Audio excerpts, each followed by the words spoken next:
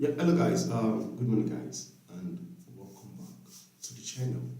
Welcome back to Football Fanzone with me, Timberbanks. And on this morning show, we are actually going to be having some conversation. You know, I've seen people pundit criticize Bernardo Silva and the way he made his penalty. We're also going to be discussing about what Rodri came out to say. We're going to be discussing about Gundogan blaming Araujo for that PSG lost. We're also going to be talking about the fact that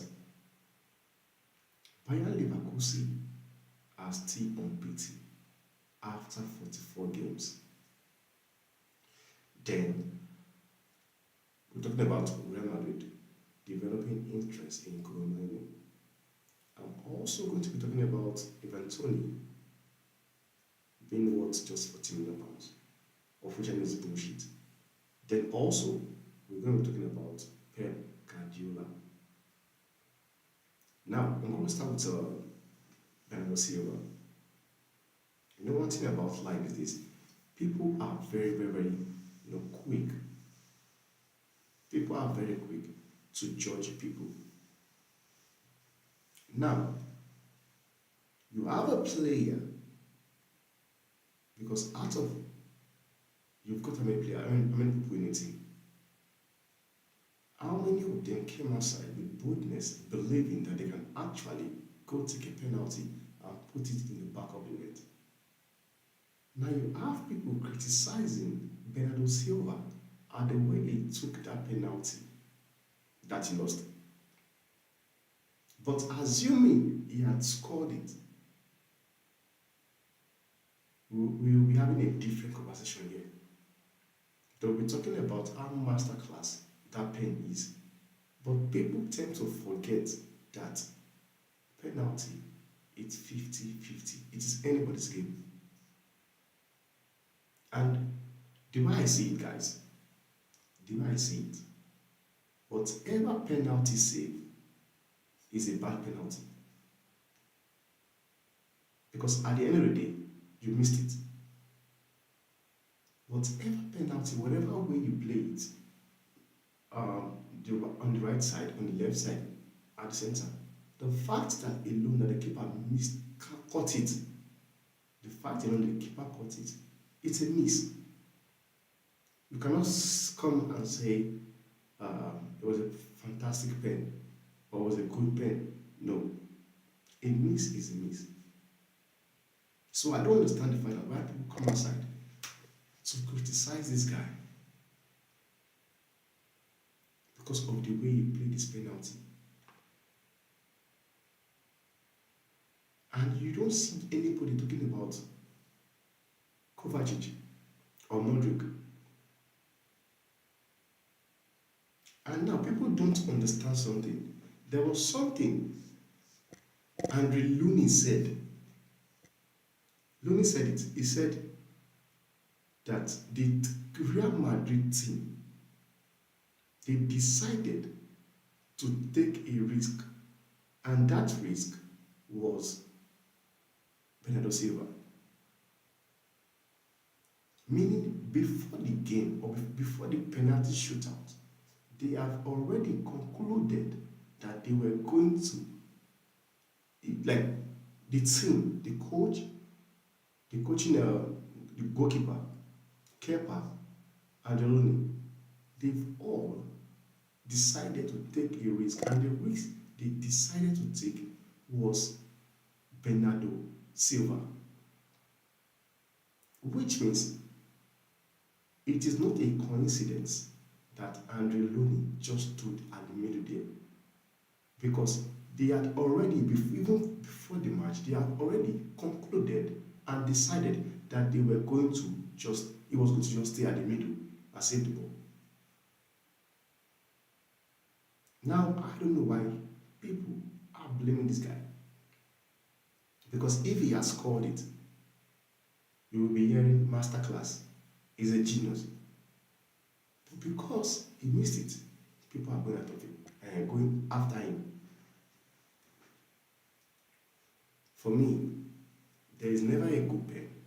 A good pen, always a pen that is inside the net. Once the ball does not go in, it's a bad pen. And that is where I see it. That's the way I look at it. The fact that the goalkeeper saves it, to me, there's nothing to talk about. The fact alone that the goalkeeper saved it, you can't tell me anything. And that's the honest truth. You can't. So I don't understand why people are basically criticizing this guy. It is very, very, very difficult that he's being singled out. We had so many people lost penalty that day. You had the likes of Luka Modric. Nobody would expect Luka Modric to actually lose a pen. No one. I, for one, I did not expect it. When I saw him came in to take the first kick, I was happy because I knew he was going to put it in the back of the net. But he lost it.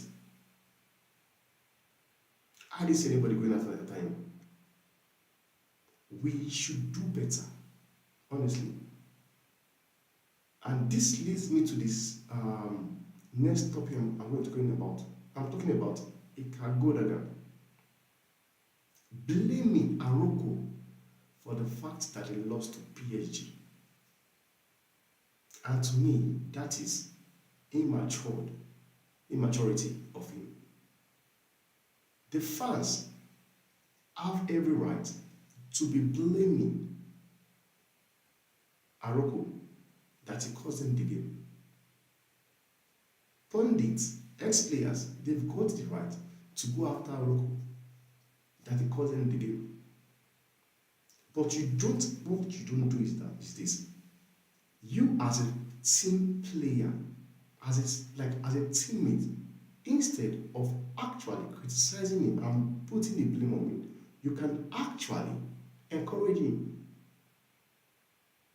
You can actually encourage him, because me, for one, I honestly feel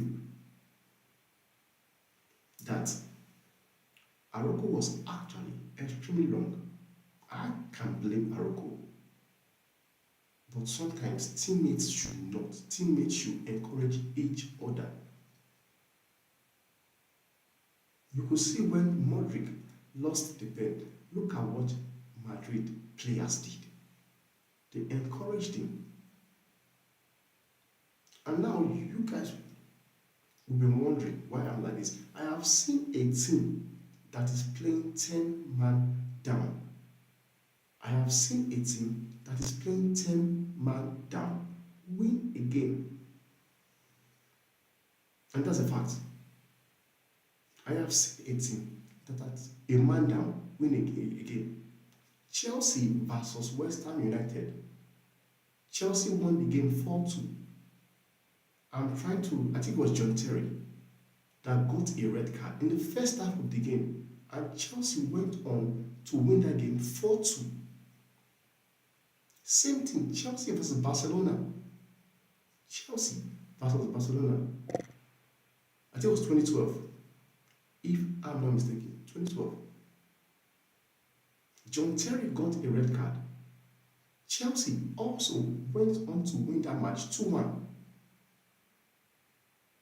So sometimes, when you are a team down, it does not give you the excuse to lose. If you know what you are all about, you can still win the game. Man City have done it as well. Liverpool did it against Newcastle this season. Newcastle were leading. Liverpool got a red card. And they still ended up winning the game 2-1. Sometimes it's all about mentality. The fact that Gundogan goes around blaming people, then it shows that he is not a leader.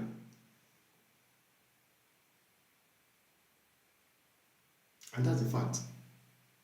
Sometimes as a team, we should have each other's back. We don't go around blaming people or stabbing people at the back.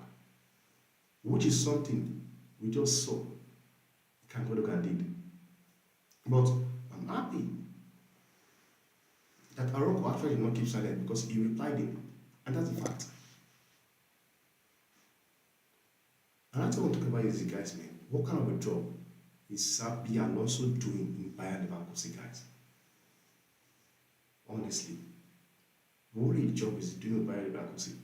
And this is why I bullshit the talk of people talking about Erik ten Hag came into a team that is messed up, a team that is not good enough.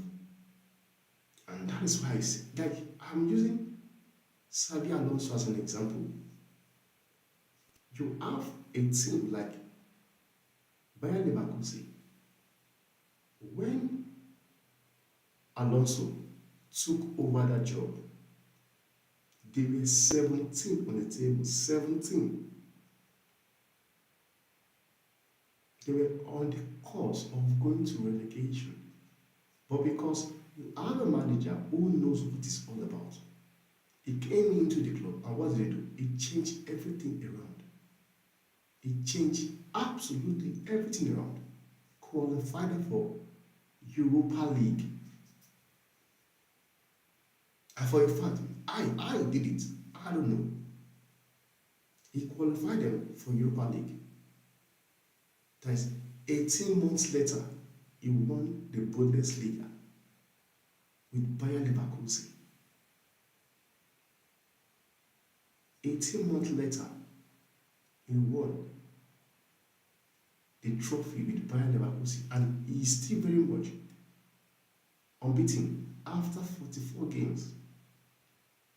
At some point yesterday, I was thinking that no, man, this record, unbeaten record, is going down.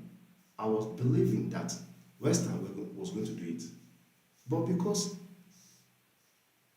Bayer Leverkusen are a team that never gives up, they are a team with a winning mentality. They have a manager who have done it all in highest places. They see end getting a draw, 1-1. They are unbeaten after 44 games. So for those Manchester United fan base that are busy using the Glazers or the players as an excuse, that's nonsense, guys. It's nonsense.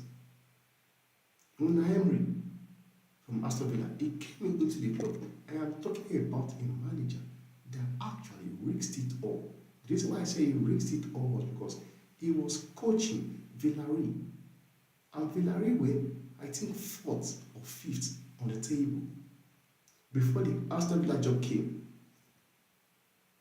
Aston Villa were 17th, also on the table, 17th, because Steven Gerrard was on the mission of taking these people to relegation. Steven Gerrard was on a mission to take these people to relegation. But a proper manager who knows what it's all about, he came into the club, and what did this guy do? This guy was still able to make sure that Aston Villa qualifies for Conference League. And 18 months later, Aston Villa are up there, fighting for a Champions League spot. And they've qualified for the semi-final in Conference League. Normally, when you win the Conference League, you qualify for Europa League. But with what we are seeing so far with Unai Emery and his boys, I don't think they will need the Europa League. And this is also a manager that came in 18 months, like Erik ten Hag. He has been able to play proper football. He has been able to challenge for trophies. And how much did he spend? Around 100 and something million on Diaby, and who else? But you have a manager like Ten Hag that have spent 400 million pounds, and yet he's still not able to play proper good football. and it's rubbish, it's crap. Then it pains me that you have deluded Manchester United fan base that are out there defending this clown. It's a shame, man. It tells you and show you what football, the standard of football I've actually come to. That's what it shows you. It shows you to what level the football have actually come to. Honestly. So, I believe that is not an excuse. If you are a good manager, that you know what the fuck you're doing in a club, then you are going to get the result out of the players. Don't want to hear this bullshit of people, I don't want to hear it. For me, it is actually nonsense. Now, another thing I want to talk about is Toney. I was reading an article that said Toney could go out for cheap as 40 million pounds. I just laugh. Toney could go for as cheap as 40 million pounds. Guys, we are talking about a striker that is premiership proven. He is premiership proven. He has showed to everybody that he can do it in the highest level. And people are out there believing that they can get this guy for 40 million pounds. Like, what are people smoking these days? I would love to, I want to smoke that people are smoking. That makes them think if a player like Toney will go for that cheap. Honestly, I want to have a bite of what they smoke.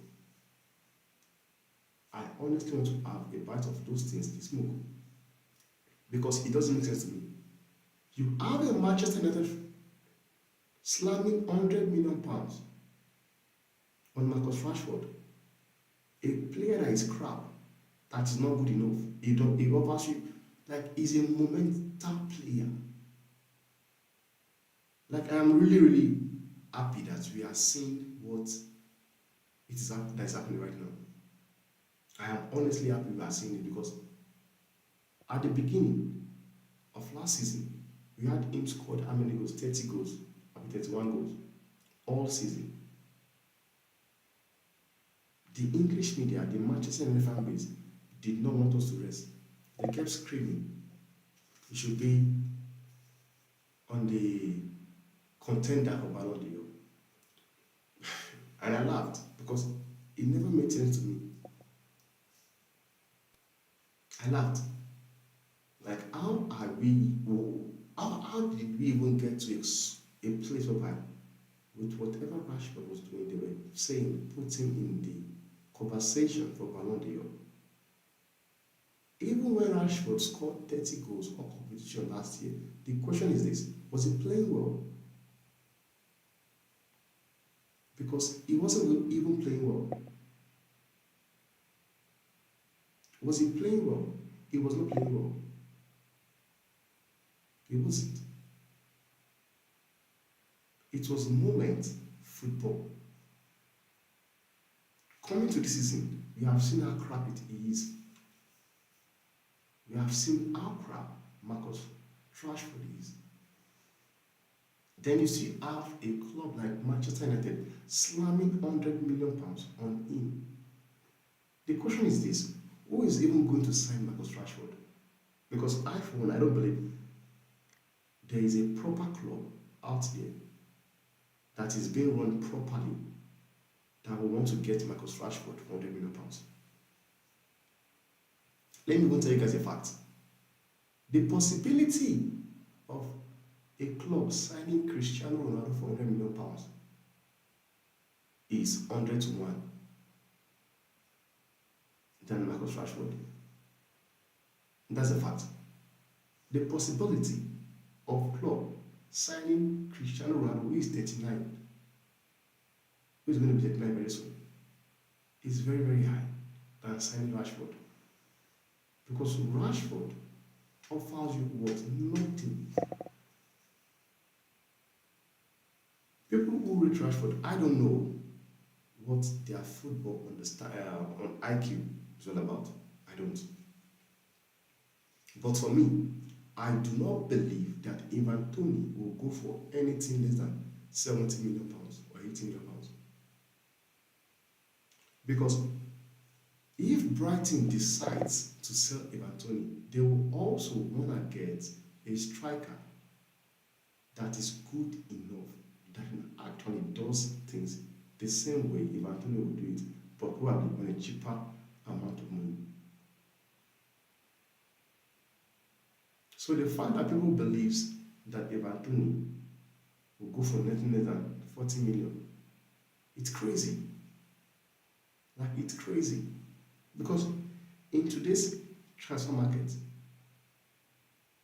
it has not, it's like transfer market of today is nonsense. And that is why you have people like Darwin Núñez going for 100 million pounds to Liverpool from Benfica. The transfer market is rubbish. So the sort of striker that you will get for 40 million to do a job for you, you won't get it for 40 million now, you'll get it for around 60, 70, 80 million pounds. I'm not talking about strikers like that. I'm talking about strikers like Dominic Solanke, Oli Watkins. These are, decent strikers. You can't put them into the conversation of like your world-class strikers. Decent strikers that can do the job for you. Score in and out every week. Oli Watkins. But I will tell you, he will not go for anything less than 40, 50, 60 million pounds. Manchester United got a striker like Rasmus Højlund, a striker that only scored 9 goals coming up from the bench last year at Atlanta. They signed him for 72 million pounds. 72 million pounds. Like, it is sackable. Whoever endorsed that transfer should be sacked out of the club. 72 million pounds on Rasmus Højlund, a striker that scored just 9 goals at Atalanta. And he has been made to be the man that will bring the trophies in for Chelsea.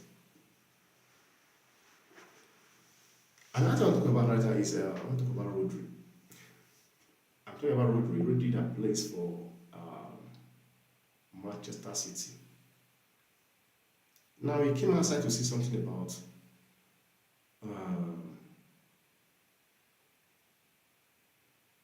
Manchester City, that Manchester City were the better team. They were the better team. That's what this guy said. Manchester City were the better team. Now, when you look at, let's analyze the way Manchester City play football, because sometimes when you look at them, they have more possession, like 60, 70, 65% of the ball. Now, football also, there's what they call defending as well. Defending. There's what they call defending. Manchester City were holding the ball for most of the time, but the question is, what were they doing with the ball? What were they doing with the ball? Because all they do, they pass it from Kawaka, they pass it to the other side, to Akonji. From Akonji, they bring it back again. They pass it around. It was always going from this way to the end, from that way to this way, from here to that side to that. They never make use of the midfield. And that is why people like Haaland suffers.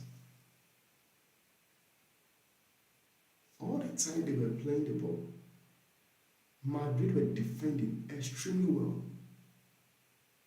Because people seem to forget there is what they call defending in football. Defending and defending well. So you do not have to work just when you are with the ball. Sometimes you also work without having the ball. And that gets to show you Ancelotti, masterclass manager. I have seen people talking crap. People are talking rubbish.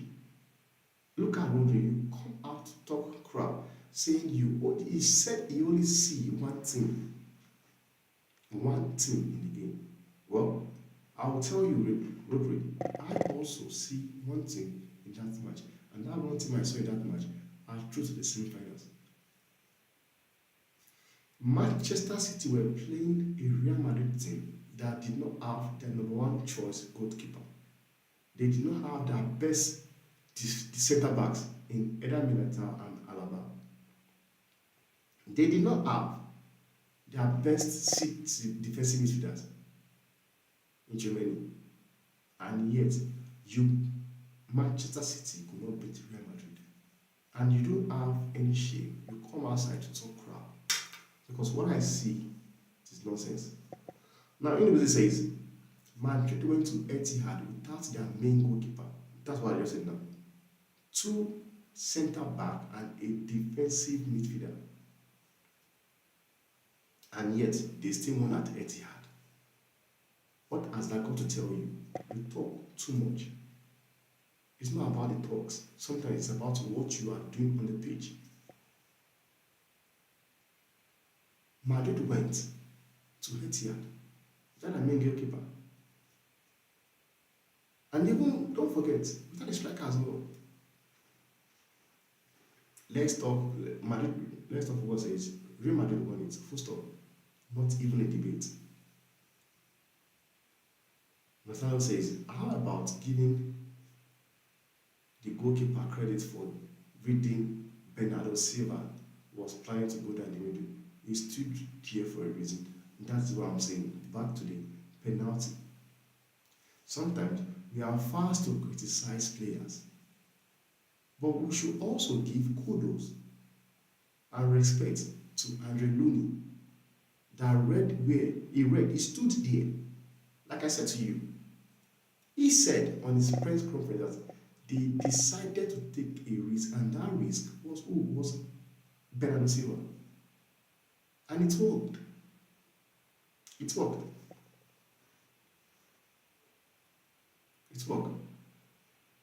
Give some credit to Madrid.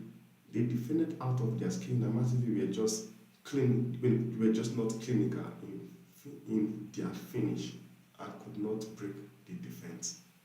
That is why I said defending well is essential in football. Defending well is very, very essential in football. They were unable to break the defense. Guys, I have seen people, other clubs, try to defend against Manchester City, and at the end of the day, we see Manchester City put 2, 3, 4, 5 in the back of the net of that team. Luton Town was an example. Luton Town they were playing 1-1 in the first half against Manchester City. What happened in the second half? Because in the first half, they defended extremely well. But in the second half, City broke their defense. And immediately City scored, you know it's done. And that's another fact, man. Unbelievable how Real Madrid focused on defending for 120 minutes. It took a lot of concentration, energy, and mentality. Fact.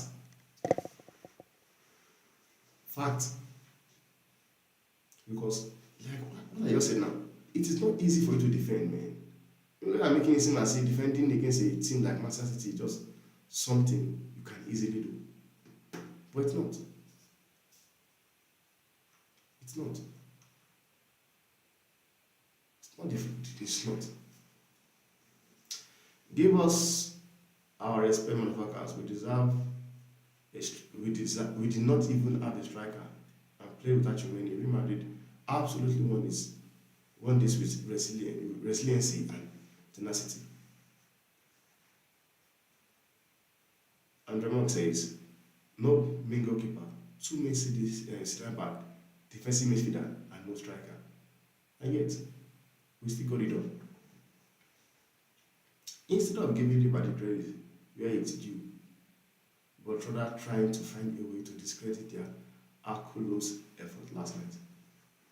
The one thing I know who always is this, especially when it comes to the England pundits, England media, they are always like this.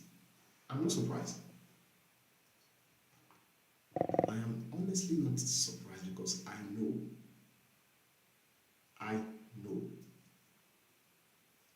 Because I'm used to England media. And that's why they will believe in their small mind that English Premier League is the best league in the world.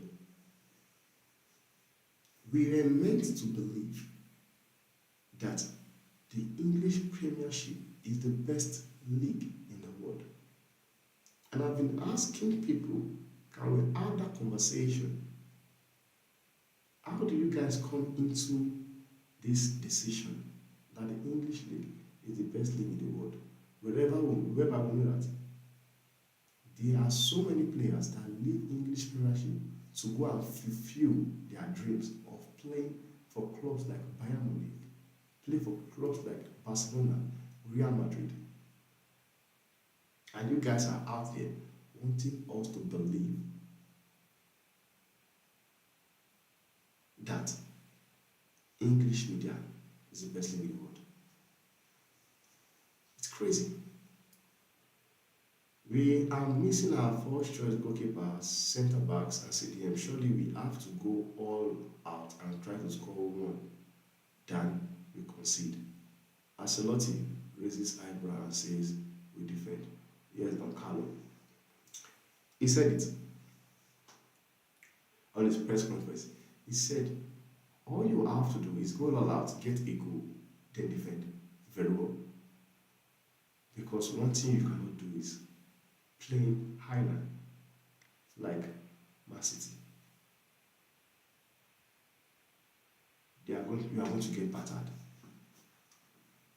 That's the fact. If Atletico Madrid had won this way, everybody would say, yeah, that's how Diego's teams play. But when Carlo chooses to play that way, it's apparently not football to many people. Not to me though.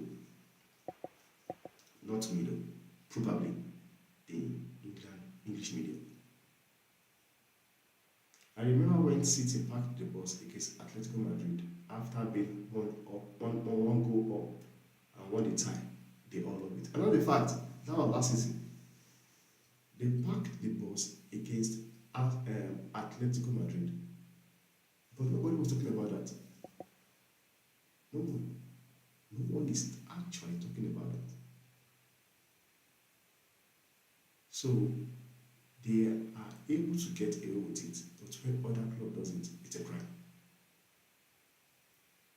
If Madrid keeps beating the best, it sounds ridiculous how people say they are lucky year after year.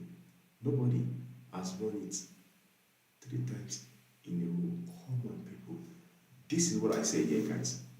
This is what you call football heritage. It is what you call football heritage. And that is the same thing that happened between Bayern Munich and Arsenal. There's what you call football heritage. And that is exactly what happened. Real Madrid are the only club in the Premiership, in the Champions League history to win it 5 times in a row. And they won it 3 times in a row again. So, guys, it is not all about luck. Sometimes you break out plan. Your plan goes the way you planned it. And that is what Real Madrid did. It's as simple as that. And you ask yourself the question, why is it that Real Madrid have only been to the final of the Champions League 18 times and they won it 14 times? Bayern Munich have been to semi-finals more than Real Madrid, but Real Madrid have won the title more than Bayern Munich. Because whenever they go there, they make sure they have only been in the final 18 times, and out of the 18 final they've been into, they've won it 14 times. What does that say to you? What does that say to you?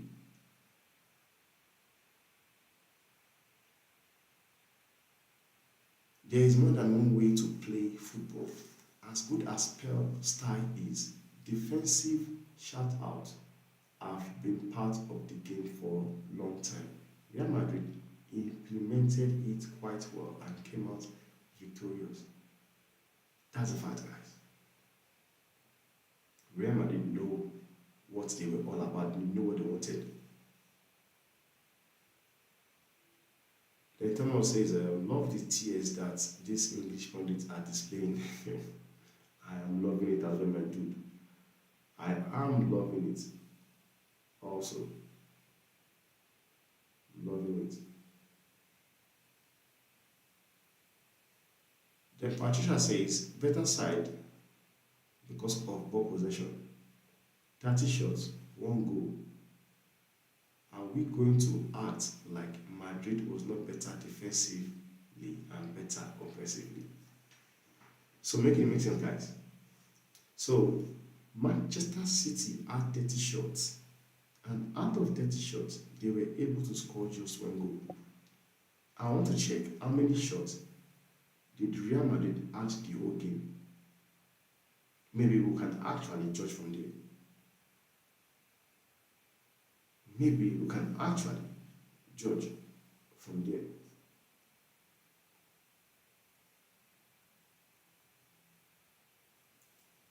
Okay, now Manchester City actually had 34 shots.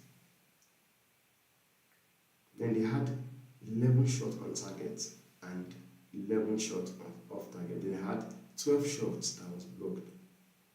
And yet Real Madrid now, they had just 8 goal attempts in the full 120 minutes of the game.